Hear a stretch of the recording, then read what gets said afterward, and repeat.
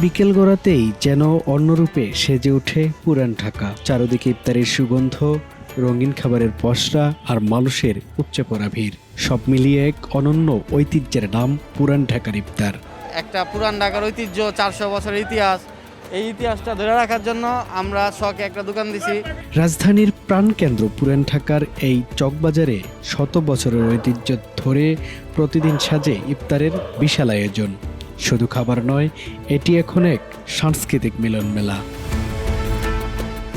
বাকরখানি, শাহী জিলাপি, মোরগ পোলাও, গরুর হালিম, প্রতিটি খাবারের সঙ্গে জড়িয়ে আছে ইতিহাস আর স্বাদের আলাদা গল্প। কয়েক প্রজন্ম ধরে একই রেসিপিতে তৈরি হচ্ছে এসব ঐতিহ্যবাহী পদ। আমি ছাসলিক নিছি 3টা আর হলে কাবাব নিছি 3টা। লালবাগ কেল্লা, আহসান মঞ্জিল কিংবা তারা মসজিদ, ইতিহাস ঘেরা এই স্থাপনাগুলোর আশেপাশেই জমে উঠে ইফতারের আয়োজন। শত বছরের ঐতিহ্য আজও বহন করে চলছে পুরান ঢাকা।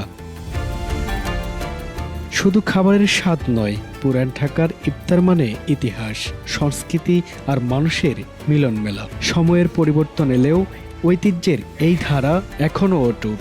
ঐতিহ্যের স্বাদ আর আবেগে ভরপুর পুরান ঢাকার ইফতার, যা প্রতি রমজানেই নতুন করে টানে হাজারো মানুষকে। বাবুল ইসলাম, টাইমস টুডে, ঢাকা।